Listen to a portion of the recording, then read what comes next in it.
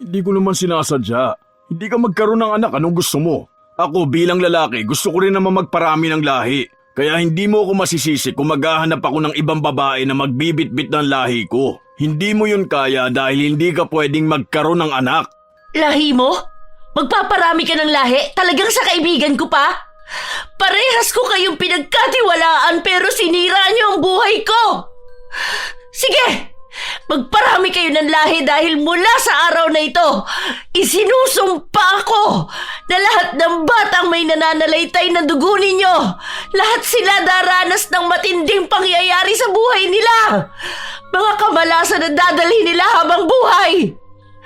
Mula sa magiging supling ninyo hanggang sa magiging mga anak nila at sa mga magiging apo, wala ni isa sa kanila ang makakatakas sa sumpa kong ito. Isinusumpa ko ang lahi nyo na maranasan ang dobling sakit sa pinagdadaanan ko ngayon.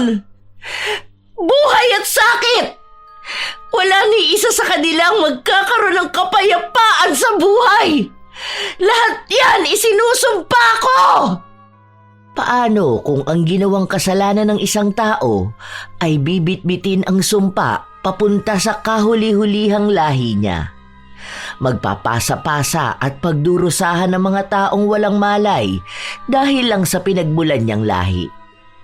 May magagawa pa kaya sa pagtaliwas at pagputol ng sumpa? O magiging parte na lang ito ng kanilang buhay na siya ring pagdurusahan ng susunod pang henerasyon? O nak, bakit ka naman nakasimangot dyan?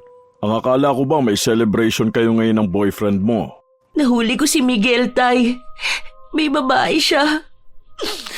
Buntis din yung babae niya, Tay. Walang hiyang lalaki yun.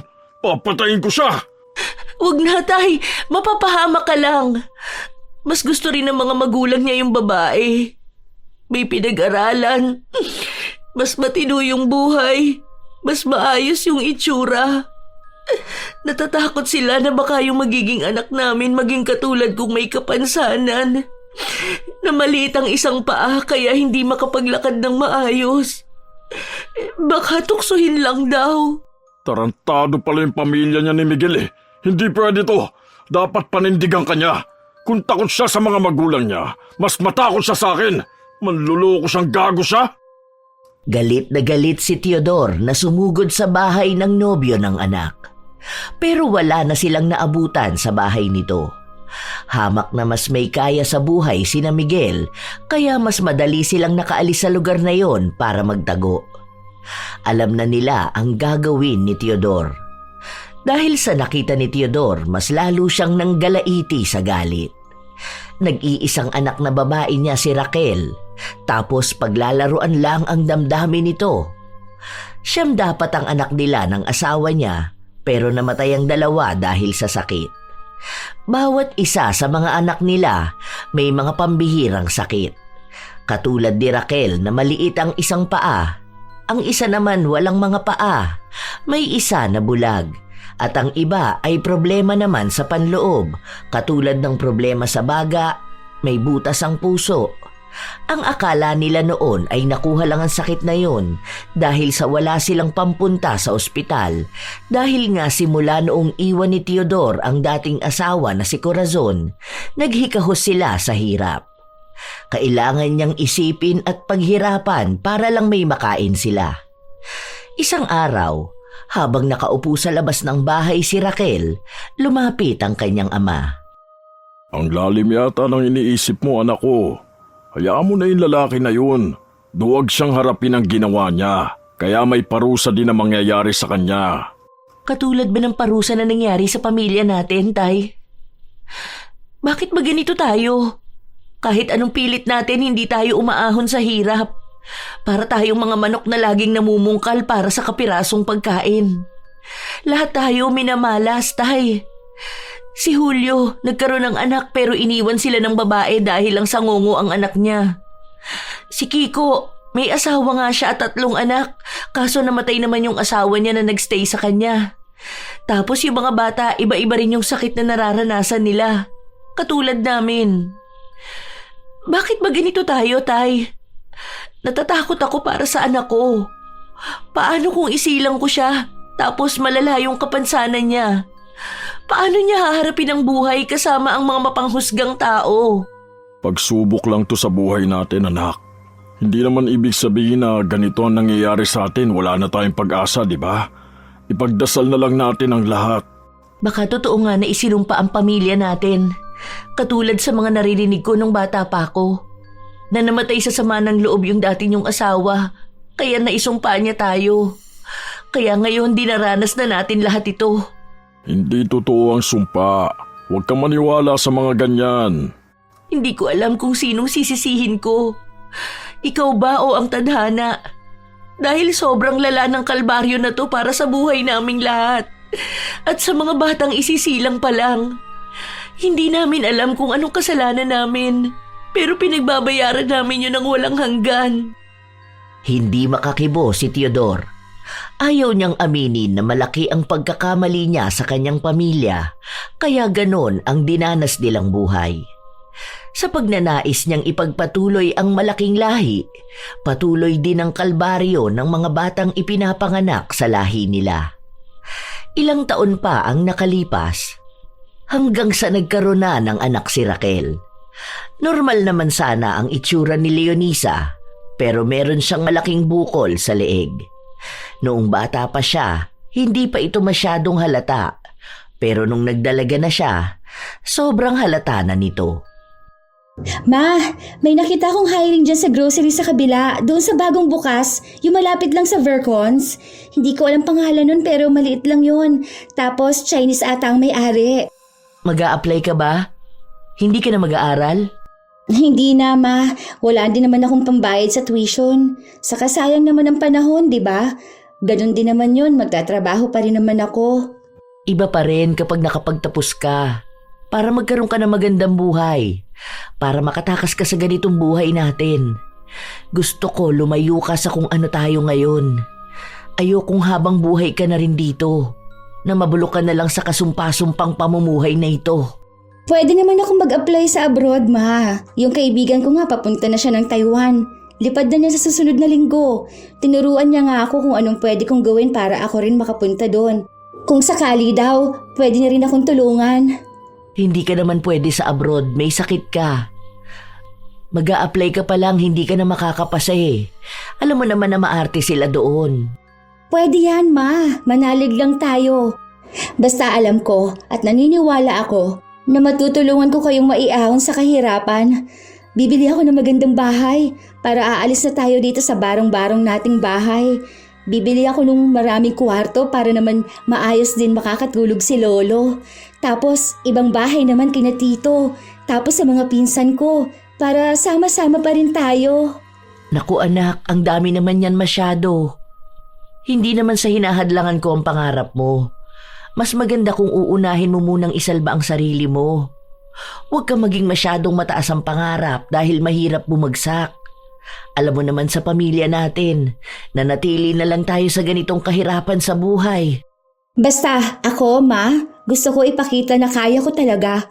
Gagawin ko ang lahat. Mag-iipon ako. Yayaman tayo. Magpapagawa ako ng paa para sa'yo. Tapos, ipapagamot ko yung katarata ng pinsan ko para naman makapag-aral at trabaho na rin siya. Kawawa naman siya. Sana nga anak, sana nga. Masakit din para kay Raquel na makitang mataas ang pangarap ng anak. Lalo pat batid naman sa kanya na kahit na anong pagsusumikap nila, walang mangyayari sa buhay nila. Malas sila sa lahat ng bagay, kahit pa sa buhay pag-ibig. Kapag may taong tumatanggap at nagmamahal sa kanila ng tunay, namamatay ito. Kung hindi naman, mga manloloko ang nakikilala nila. Noon din naman mataas ang pangarap ni Raquel. Buo ang kumpiyansa niya. Pero habang tumatagal, nakikita niya talaga na totoong sinumpa ang lahi nila. Alam niyang mamamatay silang walang saya sa puso. Nangyari naman na ang lahat, kahit nasisihin pa niya ang kanyang ama, hindi naman na mababawi ang sumpa sa kanilang lahi. Ilang araw pa ang lumipas, wala pa ring mahanap na trabaho si Leonisa. Maayos naman siyang nakakasagot sa mga tanong sa kanya, pero kapag nakikita ang sakit niya, umaayaw na ang mga ito. Ma'am, promise po, hindi makakaapekto sa trabaho ko ang sakit ko na to. Please po, tulungan niyo naman po ako. Maawa na po kayo. May sakit po ang nanay ko.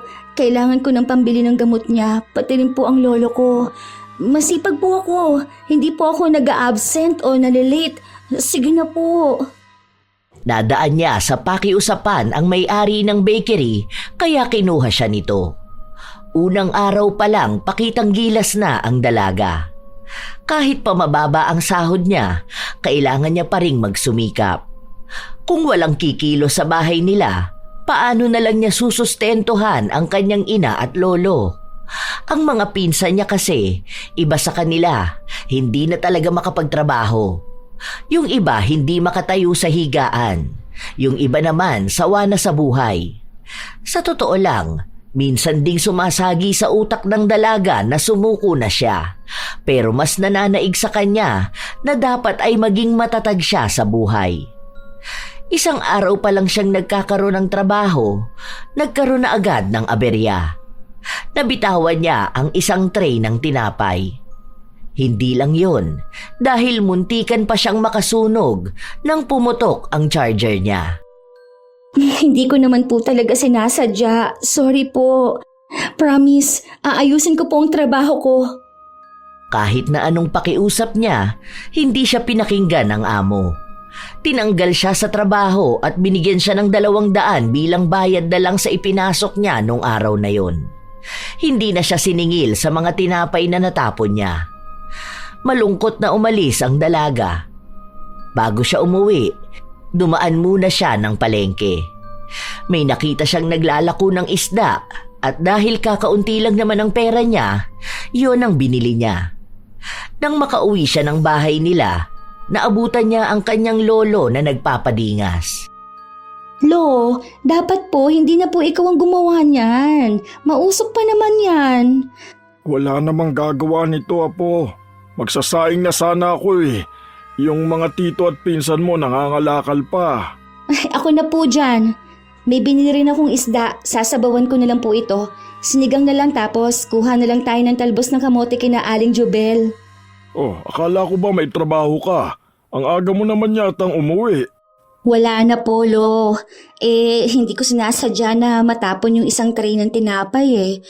Hahanap na lang po ako bukas ng ibang pwedeng pasukan. Ewan ko po ba?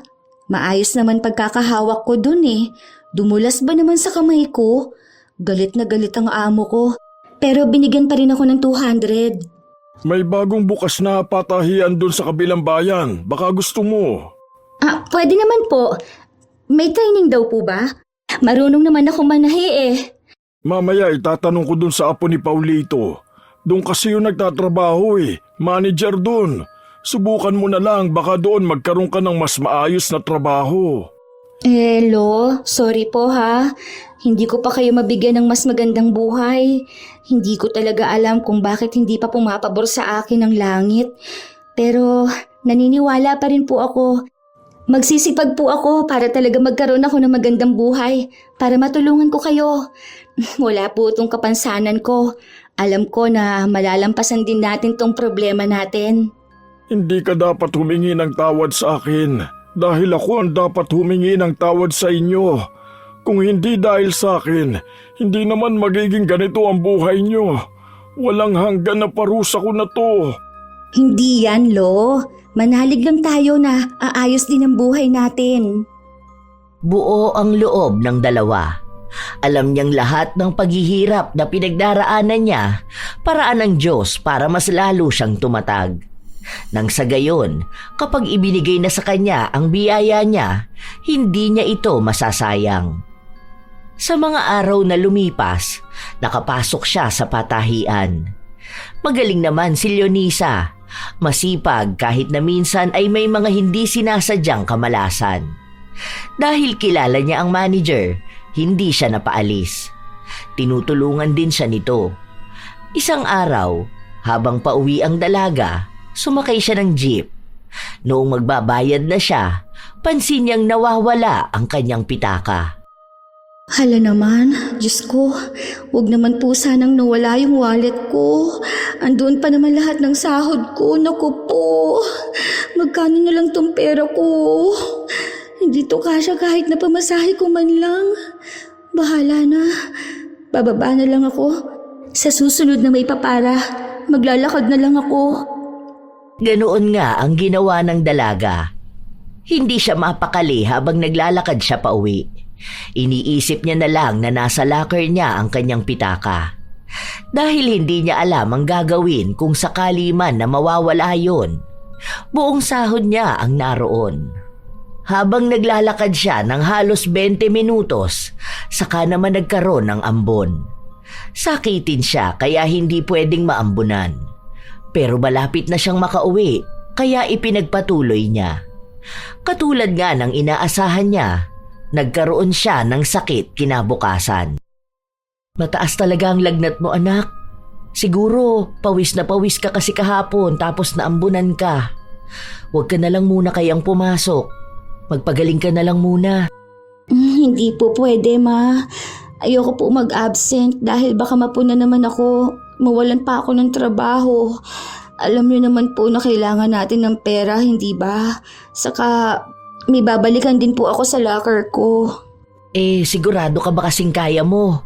Huwag mo nang pilitin ang sarili mo. Opo, Ma. Huwag ka mag-alala. Ako pa ba? Hindi kakayanin to? Para sa pangarap. Para sa pamilya natin, lahat kaya ko. Habang nag-uusap ang mag-ina, dumating naman si Teodor. May bitbit siyang isang tasa na mukhang may lamang erbal. Apo ko, ito na muna ang inumin mo. Dinikdik ko pa yan. Magandang gamot yan kapag may lagnat. Salamat po, Lo. Magpagaling ka ha. Mag-iingat ka rin palagi. Matapos yung sabihin ni Teodor, ay agad din naman siyang umalis. Ang dalaga naman, ininom niya ang bigay ng kanyang lolo. Ma, bakit hindi pa rin po kayo nagkikibuan ni Lolo? Galit pa rin po ba kayo sa kanya? Nakatira lang tayo sa iisang bahay tapos ganito. Oo. Hindi ko alam kung maaalis pa tong galit ko sa kanya. Wala naman kasing ibang dapat sisihin kundi siya. Kung hindi dahil sa kanya, hindi naman ganito ang buhay natin.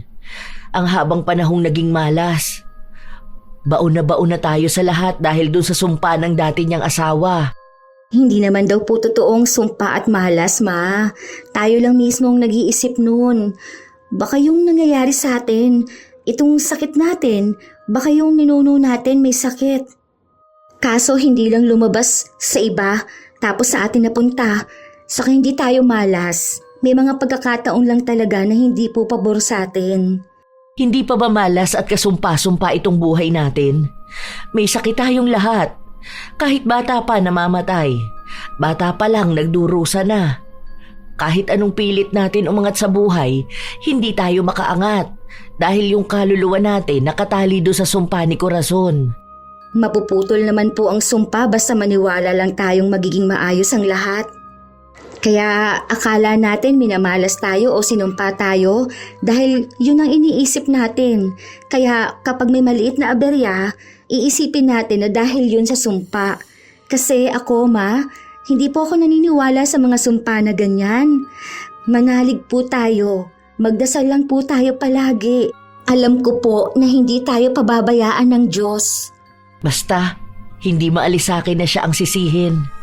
Kung sana nakontento na lang siya sa asawa niya o kaya hindi niya agad binuntis si nanay habang hindi pa sila naghihiwalay ni Corazon, wala namang ganito.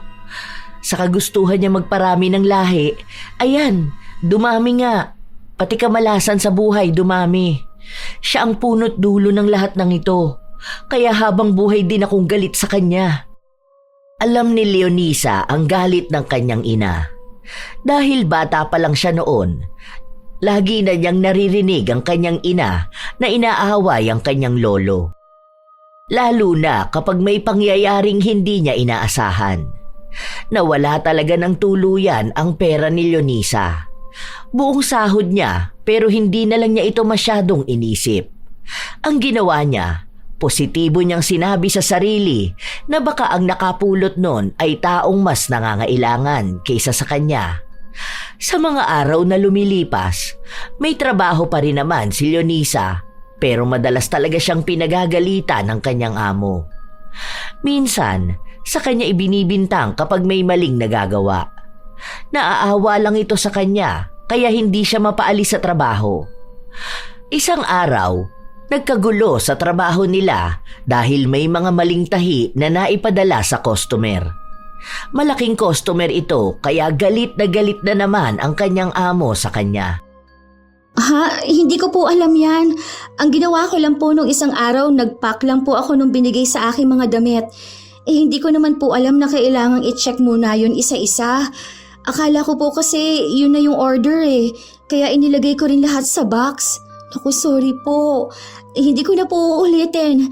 Aayusin ko na po talaga ang trabaho ko. Sorry po. Naku, parang awa niyo na po. Huwag niyo naman po akong tanggalin sa trabaho ko. Hindi nga siya tinanggal sa trabaho, pero ang daming masasakit na salitang sinabi sa kanya. Kinutya na lahat sa kanya. Mula sa pamilya niya, sa itsura niya, sa pinag-aralan niya at sa kung paano siya magtrabaho. Sinabi rin sa kanya na sa susunod na mauulit ang ganong kapalpakan, hindi na siya magdadalawang isip na tanggalin siya sa trabaho. Lalo na kung pera ng kumpanya ang manganganib dahil sa kanya. Nang umalis ang amo, nagtungo sa banyo si Leonisa at doon siya umiyak. Sobrang bigat ng dibdib niya, kaya iniiyak na lang niya ito. Okay lang to. Parte ng buhay ang mapagalitan, ang magkamali. Okay lang yan, Leonisa. Okay lang yan. Wala yan. Huwag kang susuko, ha? Marami kang pangarap. Tandaan mo na hindi tayo bibigyan ni God ng problema kung hindi natin kaya. Kaya, alam ko na kaya mo to. Hindi ka malas. Hindi ka malas. Lahat ng nangyayari may rason. Ibig sabihin lang nito, pinapatatag ka pa. Okay? Huwag ka na umiyak. Ayos lang ang lahat. Ayos lang talaga. Pangako. Pilit na pinapalakas ng dalaga ang kanyang loob. Dahil sa oras na sumuko siya, alam niyang matutulad lang siya sa mga kamag-anak niyang sinukuan na ang buhay, na naghihintay na lang ng kanilang kamatayan. Dahil kung ganon ang gagawin niya, ang mangyayari lang ay hindi nga sila makakaalis sa buhay na meron sila noon. Naniniwala siya na siya ang puputol ng kahirapan nila. Makakaisip siya ng paraan para magbago ang kapalaran nila. Hindi iikot sa paulit-ulit na sumpa ng buhay. Isang gabi, nang makauwi ang dalaga, nasa tapat pa lang siya ng pinto ay naririnig na niya ang kanyang ina at lolo na nagtatalo na naman. Ano bang gusto mong gawin ko? Kung naisumpa ang lahi ko, anong gusto mo? Wala naman na ako magagawa, di ba? Kung yun na talagang nangyari, kung yun na ang kapalaran nating lahat, tinanggap ko na nga na ganito na. Wala naman akong kakayahang balikan ng nakaraan para makausap si Corazon, para humingi ng tawad sa kanya, para hindi na umabot sa punto na isusumpa niya ang buong lahi ko. Kung hindi ka lang sana naging makasarili, hindi sana nahihirapan ng ganito ang buhay namin. Ang buhay ng anak ko. Sana nasa maayos siyang kalagayan, hindi yung naghihikahos kahahabol sa magandang buhay na kahit na kailan hindi niya makakamtan dahil malas kaming lahat. Tingin mo ba ginusto ko rin itong mangyari? Naaawa ko sa inyong mga anak ko, lalo na sa mga apo ko. Hindi ko naman alam kung paano puputulin ang sumpa eh. Wala na si Corazon, matagal na siyang patay. Matagal na ring patay ang nanay niyo. Ano, gusto mo rin ba na sumunod ako? Kung pwede lang eh, pero buhay pa ako. Hindi ko alam kung kailan ako mamamatay. Pati tong sumpa mo gusto mong takbuhan? Ikaw mamamayapa ka, habang kami at sa mga susunod pang henerasyon, anong mangyayari? Pagdurusahan naming lahat? Hindi naman pwedeng sabihin na wag na magdagdag ng lahi. Dahil paano mangyayari yon kung paulit-ulit lang din na may nagmamahal? Na may mga taong nagbabaka sakali na baka maputol nila ang sumpa na kagagawan mo. Pati yung sumpa na hindi magkakaroon ng magandang buhay pag-ibig, bit-bit namin. Paano? Manloloko ka eh. Manloloko kang asawa. Dinamay mo kami. Oo, alam ko kung anong mali ko. Pinagsisisihan ko naman yun. Araw-araw akong humihingi ng tawad. Araw-araw kong hinihiling na sana bigyan ako kahit isang pagkakataon para maitama ko ang mga pagkakamali ko. Kung alam mo lang din anak, kung paano ako nahihirapan kapag nakikita ko kayo. Pinagsisihan mo kung kailan huli na ang lahat? Sa'yo nagsimula eh. Kung sana naging mabuti ka na lang na asawa sa kanya. Kahit na wala kami sa mundong ito. Basta wag lang namin maranasan kung gaano kapait ang buhay bilang isinumpa. Totoo naman, kasumpa-sumpa na maging tatay ka. Mas hihilingin ko pang hindi na lang nabuhay kesa ganito. Ang malas ng lahi mo dahil sa kamalasan mo sinimulan. Galit na galit talaga si Raquel. Ibinuhos na niya lahat ng gusto niyang sabihin. Hindi na siya makapagtimpi. Sa tuwing naaalala niya kasi ang dinaranas nilang buhay, hindi niya magawang mapatawad ang ama. Minsan, ginugusto na lang niyang hindi siya isilang sa mundo para hindi ganon ang buhay nila. Siya pa naman ang panganay. Ibig lang sabihin nun, sa kanya nagsimula ang lahat. Ilang araw na naman ang lumipas, hindi na nagpapansinan ng mag-ama. Kahit na anong gawin ni Teodor na suyuin ang anak, hindi ito nagpapakita ng simpatsya sa ama. Kaya si Leonisa na lang ang pumagitna sa kanilang dalawa. Patawarin mo ko Apo ha. Alam ko naman kung anong galit sa akin ang nanay mo. Kasalanan ko naman talaga kung bakit ganito eh. Pangarap kong magparami ng lahi. Pero hindi ko akalain na magdurusa talaga ang bawat isang kadugo ko. Bakit po ba bigla na naman kayo nag-away ni Mama? Ang lakas pa ng sigaw niya kanina. Hindi ko alam. Basta bigla na lang siyang nagalit sa akin. Siguro dahil sa nangyayari sa'yo. Alam ko bilang magulang mahirap sa kanya na makita ang anak niyang nahihirapan. Na kahit na anong gawing pagsusumikap, hindi makaahon dahil lang sa kagagawang ko. Dahil sa kasalanan ko na lahat kayo nagbabayad.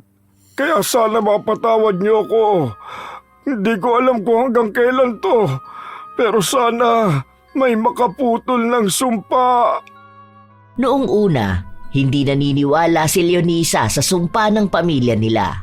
Pero mukhang totoo nga ito at ngayon ay nais na niyang siya mismo ang puputol ng sumpa. Gusto niyang sa mga susunod na henerasyon ng lahi nila wala nang magdurusa. Ngunit paano niya ito gagawin? May tao bang makakatulong sa kanya? Dahil ang nag-iisang tao na dapat nababawi ng sumpa ay matagal nang namayapa. Sinubukang magtanong ni Leonisa kung anong pwede niyang gawin. Kung sino-sino ang kinakausap niya at iba-iba naman ang sinasabi sa kanya.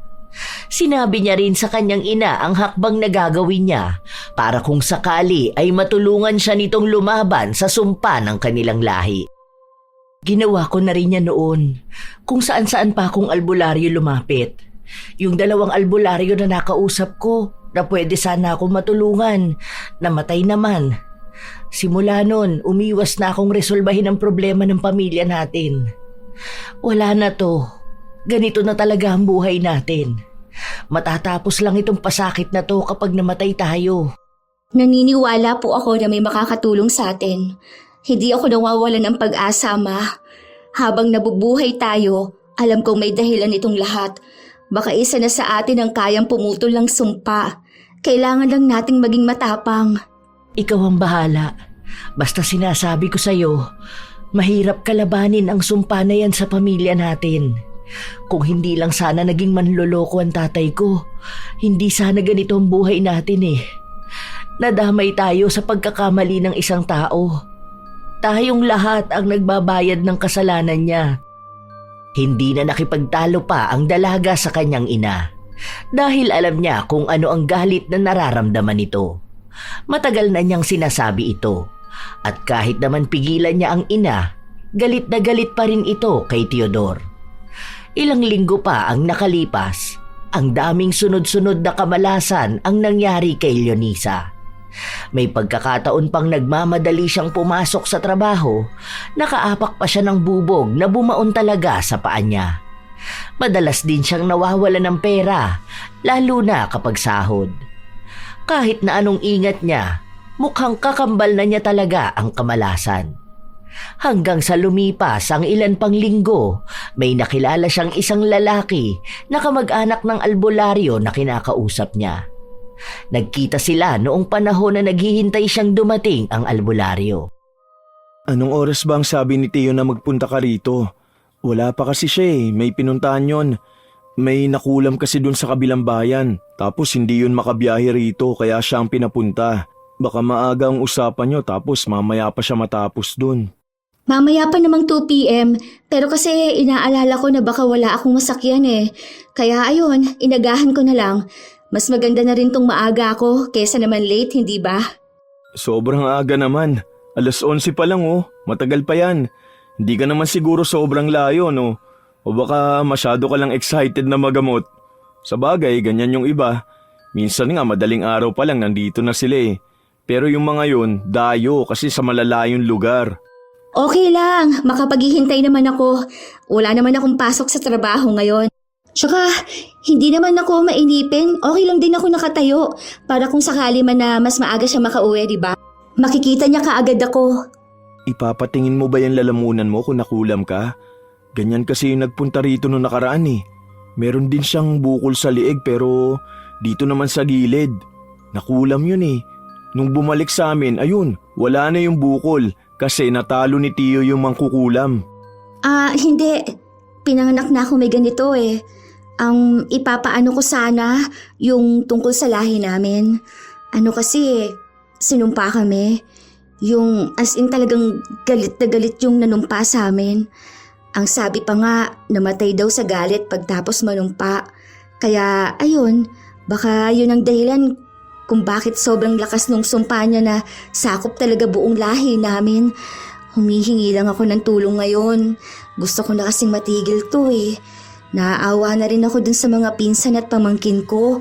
Sobrang lala talagang nangyayari sa buhay namin. Naikwento ko na tuloy ang buhay ko. Sinumpa? Oo. Kapag ganyan mahirap talaga yan.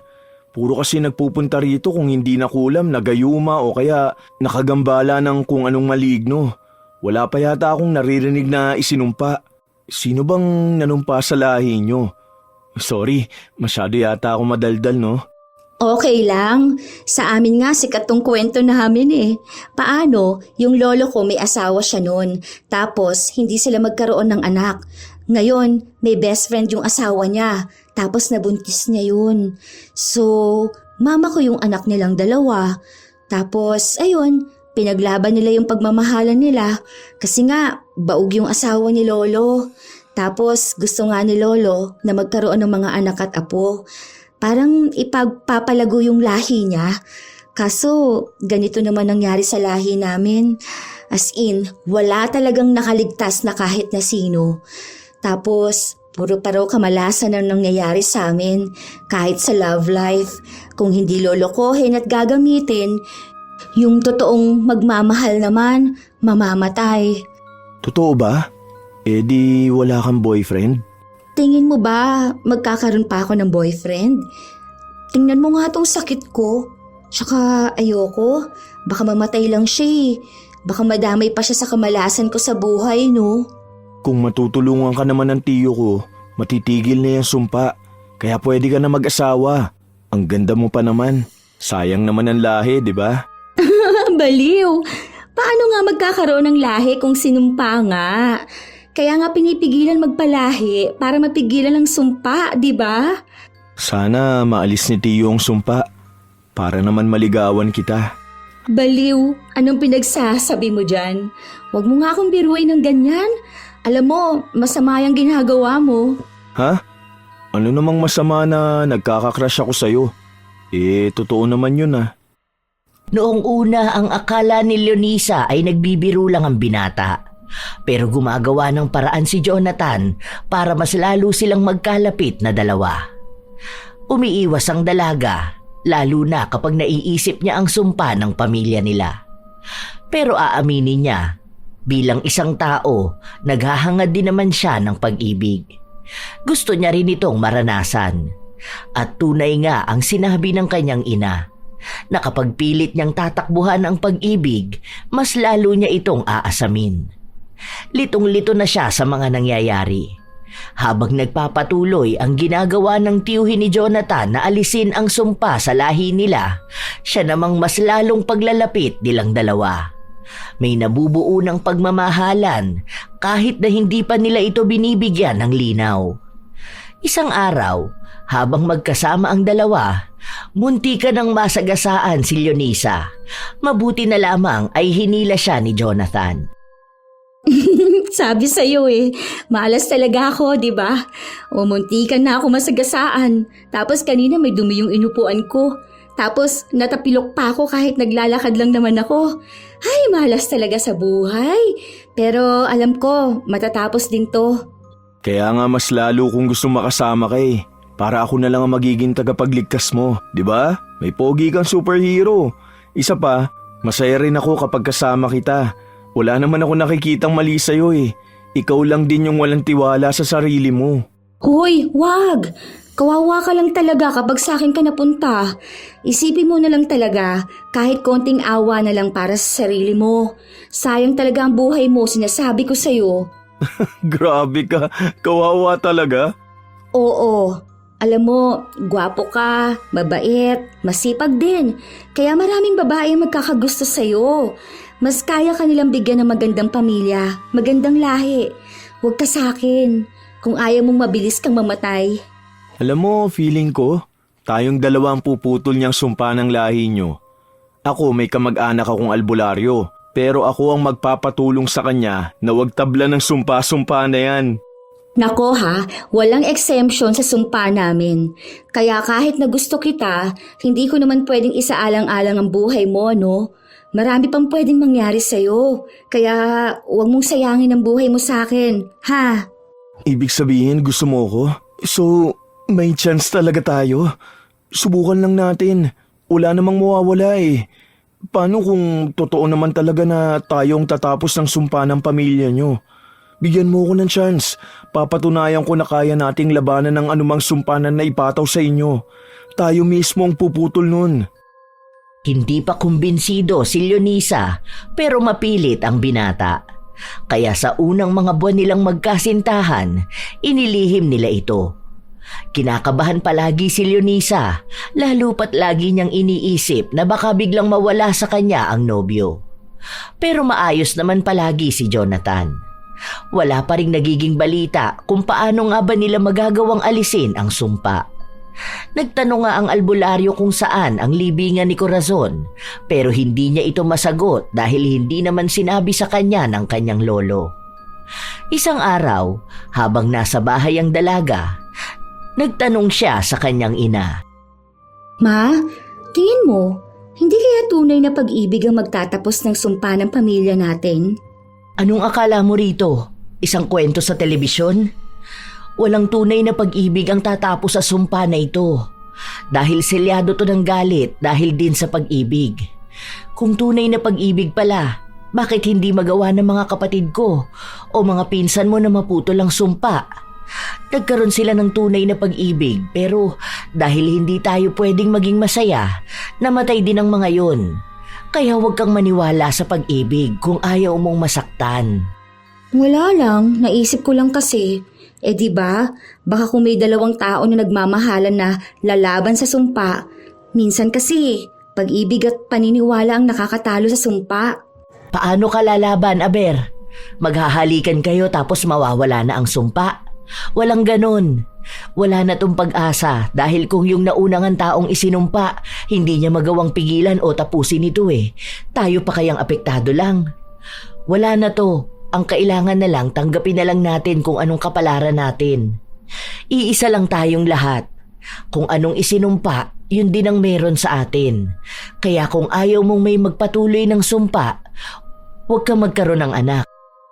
Hindi nakakibo si Leonisa dahil hindi niya maamin sa kanyang ina na buntis siya. Gusto na sana niyang ipakilala ang nobyo pero mas lalo siyang nakakaramdam ng takot. Hindi niya alam kung paano sisimulan at paano ipaliliwanag dito na may nobyo na siya. Lalo na at ilang beses na ring ipinaalala sa kanya na hanggat maaari ay pigilan niya ang sarili na magmahal. Dahil lahat sa pamilya nila ay nawawalan ng minamahal. Hanggang sa dumating ang araw na mismong ina niya ang nakapansin na tila ba nagdadalang tao siya. Matapos niyang maduwal sa pagkain na bigay ng kanyang lolo. Ayos ka lang ba, Apo? Hindi ba masarap? Doon ko naman yan binili sa tindahan na sinasabi mong paborito mo ang luto. Baka hindi na siya yung nagluluto noon. Teka nga, patikim ako. Oh, maayos naman ah. Parang lasa siyang panis, Lo.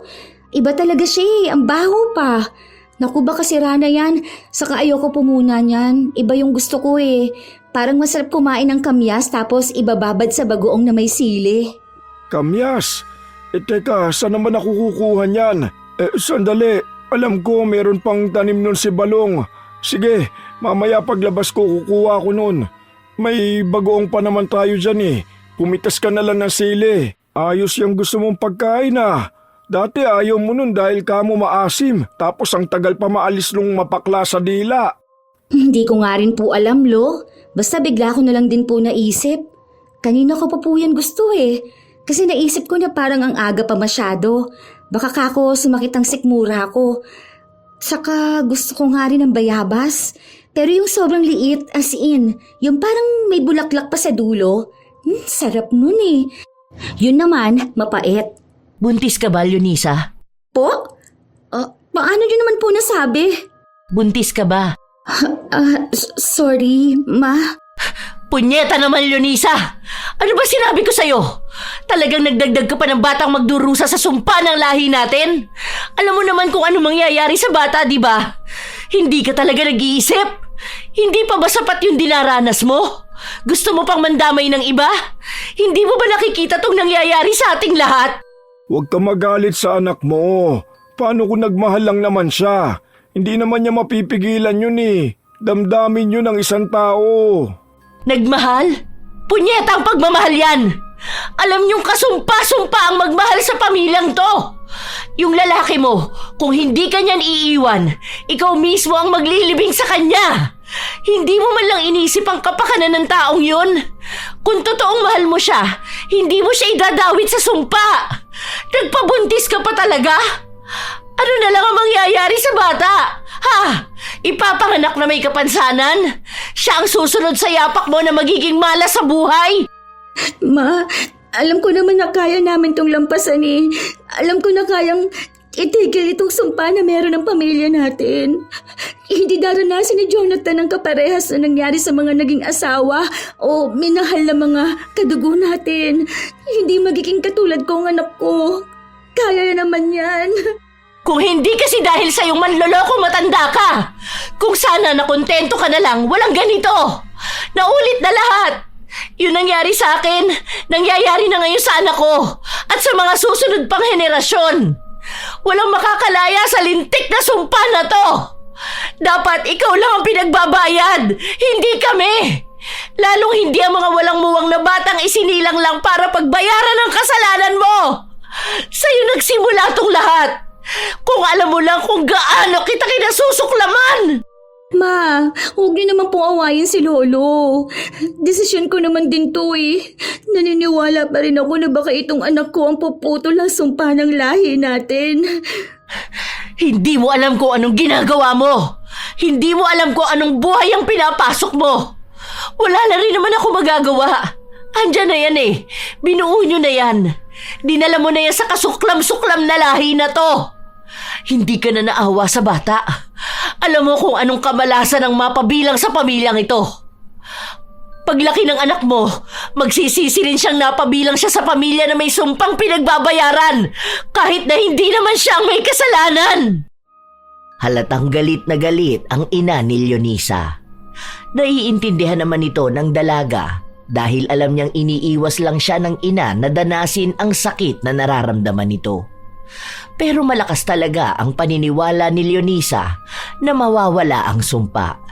Lalo pat gumagawa naman sila ng paraan. Nakakatulong din naman ang tiyuhin ni Jonathan. Pagpasensyahan mo na lang muna ang mama mo. At pasensya na rin apo ko ha, kung nadadamay kayo sa kasalanan ko. Kung sana mabibigyan lang ako ng pagkakataon na maitama ang mga pagkakamali ko, ginawa ko na. Pero hindi ko talaga alam kung paano eh. Araw-araw ako nagsisisi, pero alam kong walang nakakarinig sa akin. May kausap na po akong albularyo. Yung pong tiyo ni Jonathan, gumagawa po siya ng ritual para mawala itong sumpa ng lahi natin. Manalig lang po tayo. Alam ko po at naniniwala po ako na magiging maayos ang susunod na henerasyon ng lahi natin. Hindi po tayo habang buhay na parurusahan. Sana nga po, sana nga. Dahil alam na ng pamilya niya ang kanyang pagdadalang tao, ipinakilala na rin ni Leonisa ang kanyang nobyo. Dinala niya ito sa kanilang bahay pero hindi nakipag-usap ang kanyang ina. Galit yata sa atin ang mama mo. Iniiwasan niya ako kanina pa eh. Tapos nung binati ko siya, tuloy-tuloy lang siya naglakad. Pero okay lang, alam ko naman kung bakit eh. Dahil alam niya na pwedeng may masamang mangyari sa relasyon nating dalawa. Hayaan na lang muna natin. Alam ko namang nag-aalala lang siya sa mangyayari sa buhay ko eh. Pero mahal ako ng mama ko. Hindi niya lang tanggap na baka masaktan ako. Hayaan mo. Kakausapin ka rin niya. Kapag napatunayan na natin sa kanya na mapuputol natin ang sumpa, alam ko magiging masaya rin siya sa kung ano man ang meron sa atin ngayon. Intindihin na lang natin dahil nga bilang magulang, ayaw din naman niyang maranasan ng anak niya ang naranasan niya. Lalo na kung may kinalaman sa sumpa. Maniwala na lang tayo na mapapatunayan natin sa kanilang tayo ang puputol ng sumpa ng lahi niyo. Naniniwala rin ako. Alam ko rin na hanggat kasama kita, matapang ako. Para sa atin, para sa anak natin, at sa susunod pang henerasyon ng lahi natin. Kahit na magkasama silang dalawa na nakatira sa iisang bahay, hindi pa rin maalis sa isipan ni Leonisa ang mga posibilidad na maaaring mangyari kay Jonathan. Tumira na kasi silang dalawa sa iisang bahay. Nangupahan sila kung saan si Jonathan ang nagtatrabaho habang si Leonisa naman ay nasa bahay lang. Inaalala rin kasi ni Jonathan ang bata na baka mapahamak ito lalo pat takaw sa aksidente si Leonisa. Na kahit nasa bahay lang siya, nasasaktan pa siya. Minsan, dumalaw ang ina ni Leonisa sa bahay nito. Ang akala pa naman ng dalaga ay ayaw na siyang makita ng ina matapos niyang umalis ng bahay. Anong nangyari dyan sa kamay mo? Nasugat ka ba? Nagluluto po kasi ako kanina, ma. Tapos hindi ko sinasadya na paso po yung kamay ko sa mainit na kawali. Pero okay lang po ako. Kumusta naman po kayo? Pasensya na po ha, hindi ako gaano makapunta sa bahay. Hindi kasi ako lumalabas eh. Kasi nga, alam niyo naman po, kailangan ko talaga mag-ingat. Lapitin pa naman po tayo sa aksidente. Baka kahit naglalakad lang ako sa labas, kung ano pang mangyari sa akin. Anong nararamdaman mo? Baka mapahama ka sa panganganak. Nag-aalala ako sa'yo. Kasi yung pinsan mo, si Jenica, patay na siya. Nanganak siya kahapon at namatay siya. Tapos yung anak niya walang mga kamay at paa. Bigla ako natakot. Inaalala ko baka kung anong mangyari sa anak mo. Kailan ba ang kabuhanan mo? Huwag ka naman matakot, ma. Manganganak pa naman na ako sa susunod na buwan. Hindi naman siguro ganun.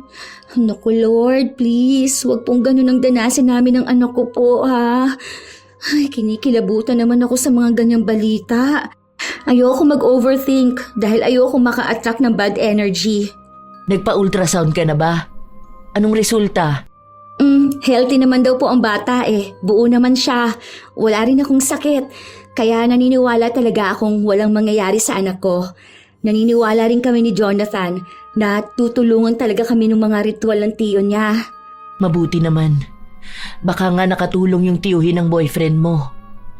Magdasal ka na lang palagi, baka marinig ang dasal natin. Sana maging maayos kayo ng apo ko. Yun lang ang tanging hiling ko. Ayoko maranasan yung dinanas ko sa buhay. Dahil sa naging usapan nila na yon, hindi na mapakali si Leonisa. Bigla-bigla na lang siyang inaatake ng kung ano-ano sa kanyang utak. Kaya kapag nakakaramdam siya ng takot, nagdarasal na lang talaga siya. Nananalig na walang mangyayari sa kanila ng anak niya o sa pamilya niya. Hanggang sa isang umaga, nagising na lang si Leonisa, ang bilis ng tibok ng kanyang puso. Ano nangyari sa'yo? May masakit ba sa'yo? Okay ka lang ba? Ang bilis ng tibok ng puso ko. Bigla akong kinabahan eh. Natakot ako sa panaginip ko. Nanganak na raw ako. Tapos yung itsura ng anak ko sobrang lala. Nakakatakot daw. Kahit mga doktor natakot sila eh. Ayoko mangyari yun. Hindi yun mangyayari. Kita naman sa ultrasound na normal ang anak natin eh. Saka may ginagawang proteksyon ng tiyo ko para sa atin at sa bata, di ba? Hindi naman agad mapuputol ang sumpa. Ang mahalaga, protektado ang pamilya natin. Ibig sabihin sa atin nagmumula ang pagbabago ng lahi nyo. Huwag ka nang kabahan, okay? Ayoko na nag-overthink ka ng ganyan eh. Pinipilit ni Jonathan na pagaanin ang loob ng kanyang asawa. Habang lumilipas ang araw, walang ibang nangyayari kay Leonisa kundi ang matakot. Hanggang sa sumapit na ang araw na manganganak na siya. Hinihintay niyang dumating ang asawa pero hindi niya ito matawagan. Hanggang sa isinugod na siya sa ospital. Nagkaroon pa nga ng aberya dahil nasiraan ang unang sasakyan. Noong lumipat sila, naubusan naman ang gasolina. Kaya hirap na hirap silang humanap ng sasakyan na magdadala sa ospital. Ilang kamalasan pa ang nangyari bago siya madala sa ospital. Noong kapapanganak pa lang niya, nagkaroon naman ang sunog sa isang kwarto malapit kung saan nakalagay ang mga bagong panganak na sanggol. Umiiyak na lang si Leonisa nung mga panahon na yon dahil nag-aalala siya sa ano pang pwedeng mangyari. Nang kinahapunan, dumating din ang asawa niya sa ospital pero may benda ito sa ulo. Oh, ano nangyari sa'yo? Okay ka lang ba? Nagpa-doktor ka na ba? Ano yan? Bakit ganyan? Ay, ano ka ba naman? Alam mo nang praning ako, di ba? Baka mamaya mapahamak ka. Okay lang ako, huwag kang mag-alala. Nauntog lang ako kanina dahil hindi ko nakita yung nakauslim bakal. Kumusta naman ang anak natin? Maayos ba siya? Ikaw, kumusta ka naman? Hindi ka ba nahirapang manganak? Normal ang bata. Mukhang wala ring sakit. Salamat sa Diyos. Mabilis ding nanganak ang asawa mo. Saka hindi rin nagkaroon ng kahit na anong komplikasyon. Ay, salamat naman. Nag-aalala ako kanina bago pumunta rito eh. Natawag ko na yata lahat ng santo para lang maging maayos ang asawa at anak ko. Salamat po pala ma. Sinamahan niyo si Leonisa. Nakakatuwa, ang anak niyo ang kauna-unahang bata na isinilang sa lahi namin na maayos. Mukhang totoo nga na kayo ang puputol ng sumpa. Pati pagsasama niyo naging maayos. Salamat, Jonathan. Basta po naniniwala tayo na magiging maayos ang lahat. Nasa pananampalataya rin po yan. Kung kami naniniwala, dapat tayo ring lahat para hindi natin ma-attract ang bad energy. Lagi tayo maging positive sa buhay. Inoobserbahan nila ang bata at mukhang maayos nga ito.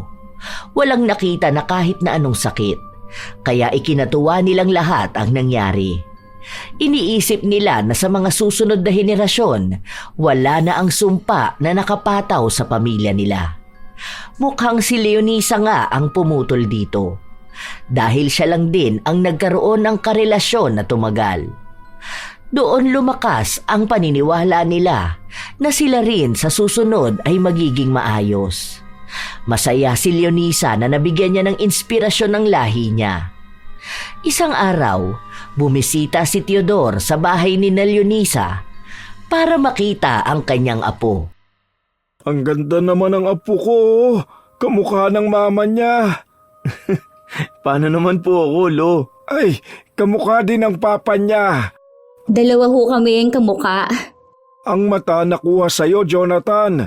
Pero itong ilong, ayo, ang cute. Kuha sa mama niya. Buti hindi masyadong naging pango. Kaya nga po, Lo. Ang sa mama niya kasi ganito lang kaliit, oh. Halatang Pilipino. Hoy, palibasa, malaki lang yung ilong mo. Parang laging galit kasi, ang laki ng butas ng ilong. Napakaswerteng bata. Sana tuloy-tuloy na apo ko. At sana lahat din ng isisilang yung mga apo ko ay maayos na. Gusto kong makita kayo na maayos at malayo sa sumpa ng pamilya natin. Huwag na lang po nating pag-usapan yung mga ganyan, Lo. Ayoko na rin pong maalala o balikan kung anumang nangyari sa pamilya natin. Ang mahalaga po, nakatakas na tayo. Ito na po ang simula ng pagbabago ng lahi natin. Wala na po ang sumpa. Wala nang magiging kalbaryo para sa ating lahat. Masaya sana. Maganda ang mga naiisip ni Leonisa. Nakalaya sila. Nakaligtas ang bata sa sumpa. Pero hindi ibig sabihin nun ay nakaligtas na siya sa hagupit ng paghihiganti sa lahi nila. Nagising na lang siya ng madaling araw. Hindi niya pansin na wala pala ang asawa niya. Nakatulog siya nung hapon kaya ang akala niya ay umuwi na si Jonathan. Sa hindi mawaring dahilan, nakaramdam siya ng kakaibang kaba. Napatingin siya sa kanyang cellphone. Walang tawag, walang kahit na anong tugon ang asawa. Ay, Diyos ko po. Sana naman maayos ang asawa ko. Walang masamang mangyari sa kanya. Ay, ano ba, Jonathan? Nasaan ka ba? Bakit nakapatay itong cellphone mo? Malalakas na pagkatok ang narinig ni Leonisa mula sa pinto. Sunod-sunod yun. Kakilala niya kung sino ang kumakatok. Isa sa mga kaibigan ng asawa niya. Ayaw niyang buksan dahil natatakot siya sa maaaring mangyari o maaaring matuklasan niya. Pero binuksan niya pa rin ito. Hingal na hingal ang lalaki. May dugo rin ang katawan nito, para bang gasgas sa balat. Nang magsalita na ang lalaki, doon tuluyang gumuho ang mundo ni Leonisa. Nalaman niyang patay na ang asawa niya. Para siyang nabibingi. Wala siyang maintindihan sa nangyayari sa paligid niya. Ayaw niya yung paniwalaan dahil paano niya tatanggapin na wala na ang asawa niya kung nangako ito sa kanya na hindi siya mapapahamak kahit na ano ang mangyari. Sana nga lang ay panaginip yun, pero hindi. Nagpasama si Leonisa sa kanyang ina. Kitang-kita niya na bangkay yon ng asawa. Hindi to totoo, Ma, di ba? Gisingin mo si Jonathan, Ma. Sabi mo sa kanya, umiiyak na si baby, oh. Hinahanap na siya. Ma, sige na, Ma. Sabi mo sa kanya, umuwi na siya. Wala na tayong magagawa, anak. Ito na yun mismo. Patay na ang asawa mo. Patay na si Jonathan. Hindi yan totoo, Ma, di ba? Baka naman niloloko niya lang ako. Baka may surprise siya sa akin. Ang sabi niya kasi may ibibigay siya sa akin eh. Hindi naman yung ganito, Ma. Yung anak namin, oh, naghihintay sa kanya. Ma? Hindi kumibo si Raquel, kaya nagwala na si Leonisa at ilang beses niyang tinawag ang asawa niya. Wala pang 1 taon ang kanilang anak. Kapapanganak niya lang, tapos mawawala na siya ng asawa. Nawala sa kanya ang taong nagpapaalala sa kanya na hindi siya malas. Pero ngayon, mukhang ang sumpa na akala nilang natakasan nila ay siyang sumpa na paulit-ulit siyang nilalapitan. Hindi niya tinanggap ang nangyari sa kanyang asawa. Iniisip niya palagi na nasa trabaho lang ito. Nakaburol sa bahay ng tiyuhin niya si Jonathan pero hindi siya nagpupunta. Hanggang sa huling lamay na. Apo, sige na. Pumunta ka na sa lamay ng asawa mo. Tignan mo siya sa huling pagkakataon. Magpaalam ka na sa kanya para matahimik na rin ang kaluluwa niya. Hindi naman patay ang asawa ko. Alam ko babalik yun dito sa bahay. Miss na niya ang anak namin. Hinahanap na rin siya ni baby. Alam ko naman, Apo, na mahirap yang tanggapin. Gayong mahal na mahal yung isa't isa. Sana kahit sa huling sandali lang, samahan mo naman ang asawa mo. Bakit ganito ang buhay natin? Bakit kasi ganito pa tayo isinumpa? Bakit kailangan pagdusahan lahat? Akala ko maayos na eh. Akala ko nakawala na ako. Mas masakit pa pala yung balik sa akin. Doble. Hindi lang. Higit pa sa ilang libong sakit. Umaasa ako na maayos na eh. Umasa akong tapos na eh. Pero hindi tayo tinatantanan ng lintik na sampa na to. Mahal na mahal ko yung asawa ko, Lo. Mahal namin ang isa't isa, Lo. Bakit kami ang nagbayad ng kasalanan mo? Bakit kami ang paulit-ulit na binabalikan ng galit ng dati mong asawa? Bakit kami? Wala naman kaming kinalaman dun, Loy. Wala kaming kasalanan, di ba? Ang tangi lang naming kasalanan. Ipinanganak kami sa lahi mo. Patawad na po. Patawarin niyo ako. Kapag ba pinatawad kita, mawawala tong sumpa? Babalik ba ang asawa ko? Magiging maayos pa ang buhay namin? Yung mga tito ko, mga pamangkin ko na nagdusa tulad nitong sa akin, magiging maayos din ba sila? Yung mga batang isisilang pa lang, makakatakas ba sa parusa? Hindi naman yata, di ba? Bakit ngayon ka pa hihingi ng tawad? Bakit sa amin pa? Bakit hindi nung mga panahon na nakasakit ka ng ibang tao? Kami yung nagdusa eh. Kami yung nagbayad. Bakit kasi gumawa kayo ng kasalanan noon? Bakit hindi mo pinag-isipan na nakakasakit ka ng tao, Lo? Bakit? Hindi ko alam. Pasensya na kayong lahat sa akin. Alam ko ang galit nyo. Tama lang na magalit kayo sa akin dahil wala akong kwentang tao. Ako ang nagdala sa inyo sa sitwasyon na ganito.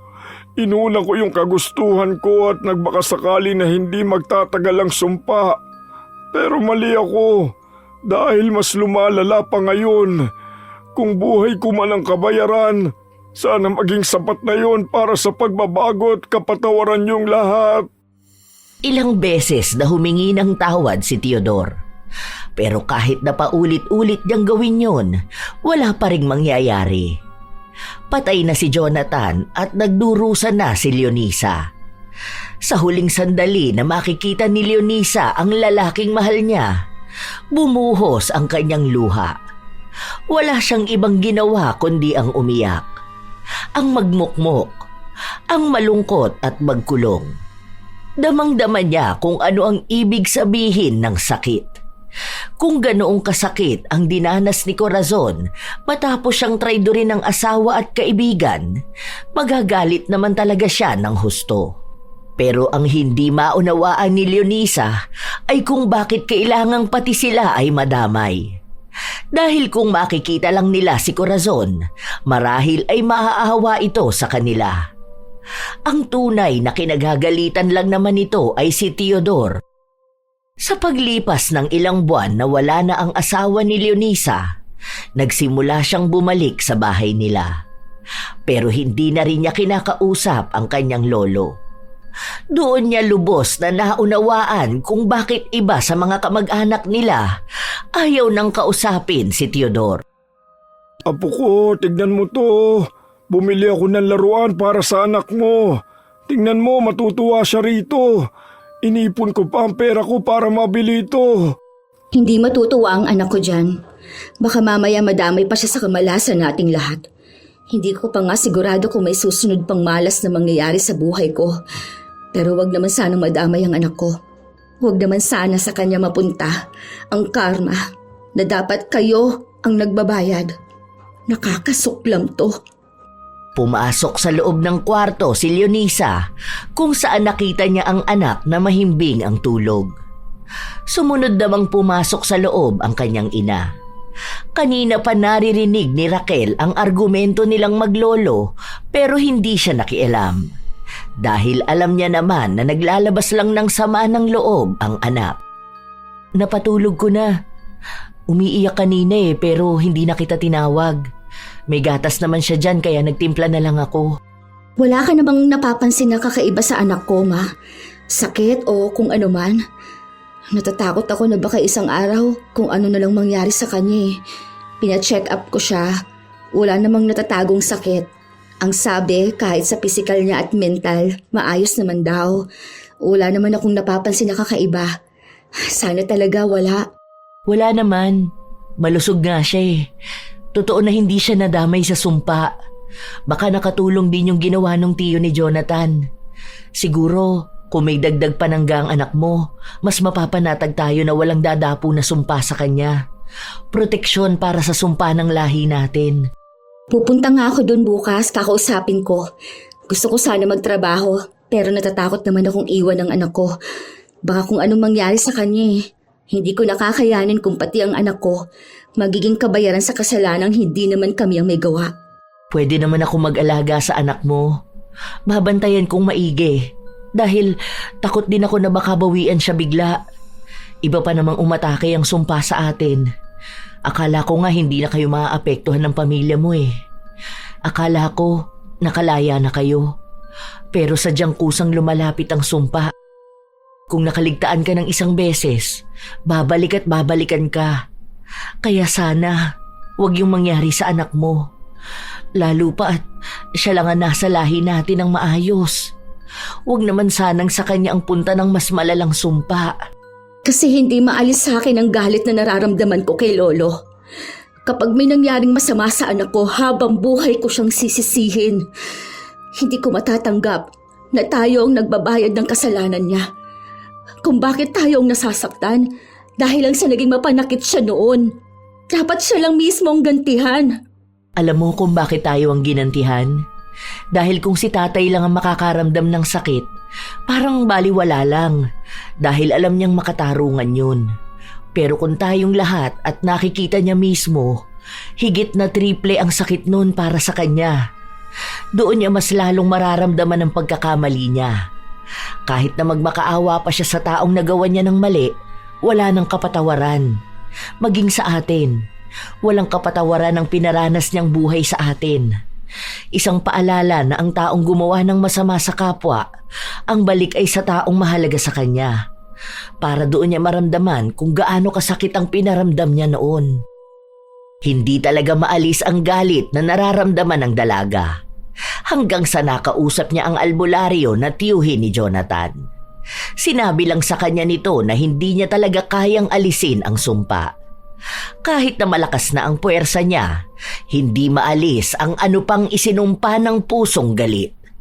Nabawasan niya ang epekto nito, pero hindi kailanman maaalis. Parang awa niyo na po. Nawala na sa akin ang asawa ko. Ayoko namang mawala rin sa akin maging ang anak ko. Tulungan niyo na ako. Gagawin kong lahat para sa anak ko. Tulungan niyo akong matapos ng sumpa na ito. Bilang katarungan na rin sa sinapit ng asawa ko. Alam ko at naniniwala ako na may magagawa pa tayo para maputol itong sumpa na ito. Ngayon na isa ng ina si Leonisa, mas lalong naging buo sa kanyang puso na gawin ang lahat para matapos na ang sumpa ng kanilang lahi. Kahit nahirap siya, kahit na nasasaktan siya at kahit na nagkakandamalas ang buhay niya. Ang alam niya lang, hanggat kailangan siya ng anak niya, ipagpapatuloy niya ang pagbibigay ng bago at mas maayos na buhay. Malayo kung sa kung ano ang naranasan niya. Pansin niya kasi na sa lahi nila, lahat sila tinanggap na nakakapit na sa kanila ang sumpa. Walang gustong lumaban, walang gustong tumaliwas. Kaya siya mismo ang gagawa nun. Naging mas matapang siyang harapin ang lahat. Ganoon ang nagagawa ng pagiging isang magulang. Hindi pa rin sila magkaayos ng kanyang lolo, pero kinausap niya ito. Gusto kong malaman kung anong buong katotohanan. Mula sa pagbuo ng sumpa hanggang sa kung saan inilibing si Corazon. Gusto kong putulin na itong sumpa na ito. Alam mo na ang lahat, di ba? Isa pa, hindi ko alam kung saan nakalibing si Corazon. Nung naghiwalay kami, hindi naman na kami nagkita kahit nung namatay na siya. Utang na loob, huwag ka na magsinungaling. Kung talagang gusto mong magbagong sitwasyon naming lahat at nang sa susunod na henerasyon, sabihin mo yung totoo. Aminin mo kung anong ginawa mo. Hindi tayo parurusahan ng ganito para sa simpleng bagay lang. Hindi lang ito basta panluloko sa kanya o pananakit mo. Alam ko meron pa. Utang na loob. Kung totoong humihingi ka ng tawad at nagsisisi ka, aminin mo na kung ano ang nagawa mo. Hindi matatapos itong sumpa na ito kung dadalhin mo hanggang sa kamatayan mo ang katotohanan. Hindi ko alam kung anong sinasabi mo. Hindi pa ba sapat na pati ako nahihirapan sa nangyayari sa inyo? Hindi yun sapat kung hindi ka kumikilos para mabago yun. Alam kong ikaw lang ang nag-iisang tao na may alam. Sana naman, maging lalaki ka, maging tao ka na kayang manindigan. Hindi isang duwag na matanda na nagtatago sa paghihirap ng lahi mo. Paano mo naaatim na tingnan kaming lahat na nagdurusa na dahil lang sa kasalanang nagawa mo? Sabihin mo, saan nakalibing si Corazon? Saan niyo siya inilibing? Hindi kumibo si Teodor. Nakatingin lang siya sa kanyang apo na ang mga mata ay nagsusumamo. Nanghihingi ng kasagutan. Nanghihingi ng katapusan sa pagdurusa nila. Nang tingnan ni Teodor ang buong paligid, nakita niya rin ang mga apo niyang may kapansanan. Mga nagdusa ng matagal na panahon dahil lang sa kasalanan niya. Nasa sementeryo naman siya, doon sa libingan ng tatay niya. Pero ikaw ang pumatay sa kanya, tama? Oo, dahil natakot ako nung gabi na isinumpa niya kami. Buntis ang lola mo noon at dahil sa takot ko, hindi ko sinasadya na mapatay siya. Noong mga panahon na yun, wala namang gaanong tao rito. Walang nagtanong. Wala naman siyang pamilya dahil patay na ang mga magulang niya. Pinalabas ko na lang na nagkaroon siya ng sakit. Dahil wala akong panggasto sa kanya, pinahukay ko na lang din yung libingan ng tatay niya. Simula noon, hindi na ako dumalaw. Walang maayos na libing, walang padasal. Basta alam lang dito ng lahat na patay na siya. Akala ko pag namatay siya, dadalhin niya yung sumpa at hindi na matutuloy. Hindi ko naman alam na hanggang sa kahuli-hulihan ko yatang lahi, bit-bit yung sumpa niya. Nakita mo na? Ganyan ka kasamang tao. Ganyan mo ginawang miserable ang buhay naming lahat. Kung hindi ka papipilitan, hindi mo pagugustuhin ituwid ang lahat. Ilang beses kang humingi ng tawad sa amin. Yun pala, ikaw pa rin ang may kasalanan kung bakit hindi kami makatakas sa ganitong buhay. Buti nagkagawa mo pang makatulog ng maayos dahil dyan sa mga kasamaang nagawa mo. May pagkakataon sana kami na maging normal, maging masaya sa buhay. Pero dahil sa pagiging makasarili mo, nawalan kami ng pagkakataong maging malaya. Patawarin niyo ako mga apo ko, mga anak ko. Patawarin niyo ako sa lahat ng nagawa kong mali. Hindi pwedeng paghingi lang ng tawad ang gawin mo. Bigyan mo ng katarungan ang kasalanan mo para sa katahimikan na rin naming lahat. Ayaw ni Teodor na makulong, kaya hindi niya kayang aminin ang ginawa niya. Pero isa sa mga anak na lang niya ang nagsuplong sa kanya, kasama na ang record ng mga sinabi niya. Ang pag-amin niya. Dahil doon, nabuksan ang kaso sa pagkamatay ni Corazon. Hindi na rin nila ginalaw ang bangkay nito na nakalibing na. Ang ginawa na lang ni Leonisa, inalaya na lang nila ng dasal.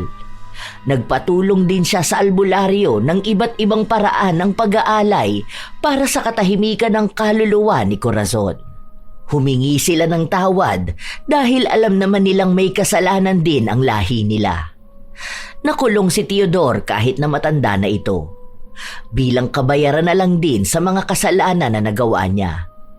Hindi naman siya pinabayaan ng kanyang pamilya kahit nagalit ang iba sa kanya. At sa pagiging matapang ni Leonisa, naputol niya ang sumpa ng kanilang pamilya. Walang masamang nangyari sa kanyang anak.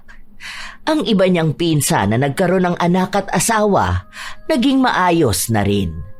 Malaki ang pasasalamat nilang lahat sa kanya dahil hindi siya sumuko na darating din ang araw na mamumuhay silang nakalaya na sa sumpa. Anak, anong oras ba kayo pupunta sa puntod ni Jonathan? Oh, nakatulog na tong bata. Tululaway pa. Napaliguan ko na to. Palitan mo na lang ng damit bago kayo umalis. Natapon pala sa kanya yung gatas. Pinaglaruan ba naman? Ngayon na rin, Ma. Hinihintay ko lang pinsan ni Jonathan. Sabi niya sasabay na lang niya kami sa sasakyan niya. Sasama ka ba, Ma? Saglit lang naman dun dahil may job interview ako mamaya. Hindi muna sa ngayon. Pupunta ako kay tatay eh. Magdadala ko ng pagkain niya. Sige po, Ma. Ikumusta niyo na lang ako kay Lolo. Siguro kung naging kasing tapang mo ko noon, anak, baka hindi yan ang nangyari sa'yo. Baka masaya at maayos ang naging buhay mo. Ang sabi nga nila, Ma, na lahat ng nangyayari may rason. Kung ipinanganak akong maayos, hindi ko makikilala si Jonathan. Hindi kami magkakaroon ng anak. Naging lakas ko ang anak ko para lumaban. Kaya alam ko, ang lahat ng nangyaring ito, para may matutunan tayong lahat. Wala na sana sa lahi natin o sa ibang tao ang gumawa ng masama dahil totoo ang sumpa. Hindi lang ito para sa isang tao dahil sakop nito ang buong lahi. Kayang magdusa ng lahat ng dahil lang sa maling desisyon ng iisang tao. Ang mahalaga na lang para kay Leonisa ay nabigyan na niya ng katarungan si Corazon kahit na hindi niya ito nakita o nakilala. Nabigyan niya ng katarungan ang mga tao sa lahi nila na nasaktan at nagdusa dahil lang sa kasalanan ni Teodor. At higit sa lahat, pinalaki niya ang kanyang anak na wala na ang takot na baka isa ito sa magdusa. Sa paglipas ng panahon, nagkaroon din ng bagong asawa si Leonisa. Nagkaroon pa siya ng 2 pang anak. Tanggap ng lalaki ang una niyang anak at napakabuti nito. Masasabi niya na hindi niya makakalimutan ang unang lalaking minahal niya, pero mukhang nagpadala ito ng lalaking mamahalin sila ng anak niya habang buhay. Si Teodor naman, nasa kulungan pa rin. Pero ang balita nila ay mabibigyan ito ng mas mababang taon ng sintensya. Ang hiling na lang ni Leonisa, naway may malaking aral na napulot ang kanyang lolo. Sa buhay, may mga nagagawa ang bawat tao na hindi sinasadya at may mga bagay din na nagagawa ng sadya. Mula sa panloloko, pananakit, pagiging makasarili, hanggang sa panunumpang idinulot ng matinding galit. Ang mga kasalanang ito, lalo na kung malalim at mabigat, ay nag-iiwan ng bakas na maaaring sumunod hanggang sa susunod na henerasyon. Ang kasalanan ng isang tao, lalo na ng isang haligi ng pamilya o pinuno ng lahi, ay nagkakaroon ng mabigat na kapalit. Minsan, ang kasalanan ng lolo ang nagiging pasan ng apo. Ang galit na binitawan ng ninuno ay nagiging bigat na dinadala ng bawat anak. At ang maling desisyong itinanim noong unang panahon ay nagbubunga ng hirap, sigalot o takot sa kasalukuyang henerasyon. Tandaan na lamang na hindi mo kasalanan ang kasalanan ng nauna sa lahi. Kahit na minana ang sumpa, hindi ibig sabihin na kailangang manahin ang kamalian. Hanapin ang paraan para maputol ang sumpa o ang nakasanayang pagtanggap sa kamalasan. Maging dahilan ng pagbabago. Gawin ang ibang paraan para wala ng ibang henerasyon ang magdusa. Wala ring taong magbabayad ng kasalanang hindi nila ginawa. Ang kasalanan ng magulang ay hindi dapat maging kapalaran ng anak o maging sumpa ng lahi. Marami talagang tao ang nagiging masama na nagiging dahilan para magdusa ang ibang tao. Tila ba nagiging kabayaran sa kasalanang hindi rin naman niya ginusto? Kayo ba mga apo, may nakilala na rin ba kayong tao na tila nagbabayad ng kasalanang gawa ng lahi nila? Kung kayo rin ay may opinyon ukol sa ating bagong kwento, maaari nyo yang ibahagi. Naway may aral kayong natutunan. Shout out sa ilan sa mga masusugid na tagapakinig ng mga istorya ni Lola Telang. Chef M at sa kanyang mga kasamahan na sina Ate Auring, Minda, Leslie, Faye, Dennis at Jay ng Amira Boxes Handicrafts.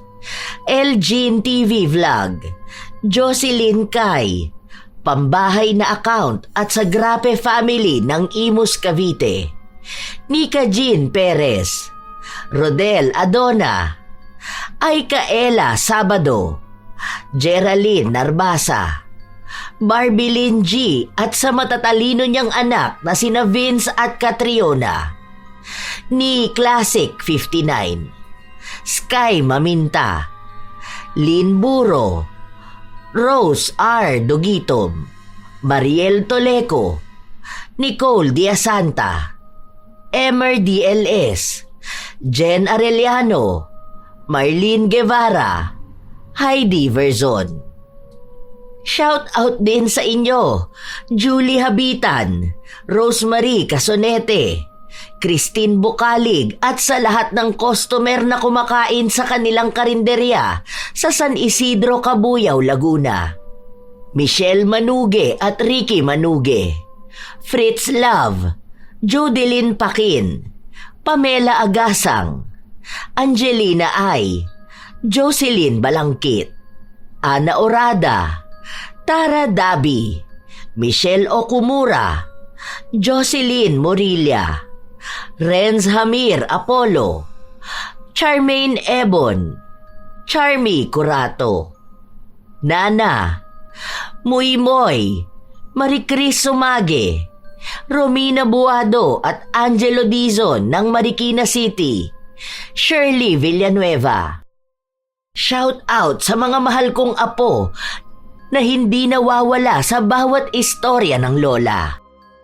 Sydney Crosswind, Supladang Pasaway, Lovely Rose Roa at Princess Rain Roa Alawami, Kimpoy Feliciano, Hazel Fiesta, Marie the Lightworker, Gia Gigi, Francisco Neng, Jeremy Saranillo Francisco, Josefina Fuelias, Roy Lacandalo, Vicky Yabut, AJ Chua, Esteli Reyes at sa Reyes family ng Marikina City, Mel Santa Rita, Matt Sarol, Irish Abela Tuazon, Mike James Tapak, Raquel Hasegawa, Jenny Suzuki, Lurian Vitalicio, Leonisa Cobo, Will Maleses, Ray Galedo at sa Galedo family ng Cabuyao, Laguna, sa buong Team Manok ng Amsik Angeles City, Pampanga, Angelina Ignacio, Ami Bag, Ami Yong, Rosalina Bugayong, Lance MBB, Gemstone Claro, Lydia Lopez, Elise Padilla, Lynn Hasegawa, Maria Lee Nakagawa, Arvid Shane Hoiberg Channel, Gami Neil Francisco at sa kanyang asawang si Dada Neil Francisco, Pureza Tagiwalo, Rachel Whitney, Alma Naong, Jennifer Makasinag, Jaime Constantino, Milrose Demate, Razon Yao, Robert Crimen, Cherry May Libiran, Roslyn Mangilin. Ito ang inyong Lola Telang at maraming salamat sa palagi ninyong pagsubaybay, mga apo.